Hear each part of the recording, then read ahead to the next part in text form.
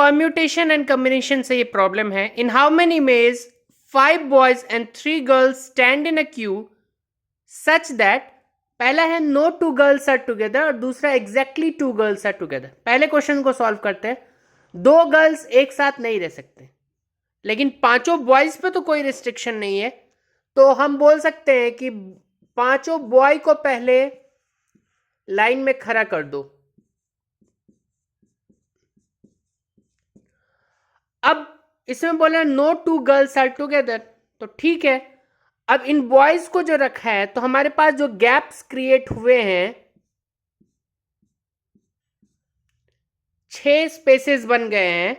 इन 6 में से किसी 3 स्पेस में अगर गर्ल्स को रखोगे तो कभी भी वो एक साथ नहीं रहेंगे। तो पहले तो मैंने 5 बॉय को रखा तो उनको 5 फैक्टोरियल वेज में अरेंज कर सकते हैं। अब इन 6 खाली स्थानों में से किसी 3 स्थान को चुनो और उनमें 3 गर्ल्स को बैठाना है, तो 3 फैक्टोरियल वेज में अरेंज कर दो। दैट्स इट, हो गया कहानी। यह था पहला क्वेश्चन। दूसरा क्वेश्चन है एग्जैक्टली 2 गर्ल्स आर टुगेदर। सिर्फ 2 को एक साथ रखना है, बाकी तीसरे पे कोई कंडीशन है। तो मैं बोलता हूं कि G1 G2 को एक साथ रख दो, G3 को अकेला छोड़ दो। अब हमारे पास प्रैक्टिकली है तो 3 गर्ल्स, लेकिन हमें दिख रहा है कि जैसे कि ये 2 ही गर्ल्स हैं हमारे पास। तो सिनेरियो ऐसा ही है, बस इसमें इन दोनों को उठा के रखना है।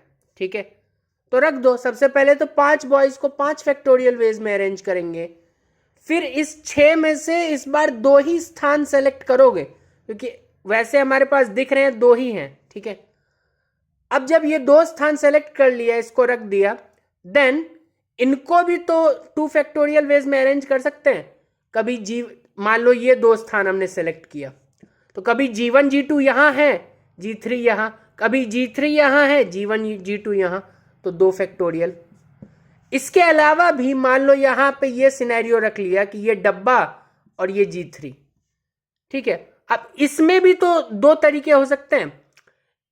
क्या पता G1 G2 का कुछ ऐसा डब्बा हो, या फिर G1 G2 का कुछ ऐसा डब्बा हो। डब्बा के अंदर भी तो ये आपस में आगे पीछे हो सकते हैं।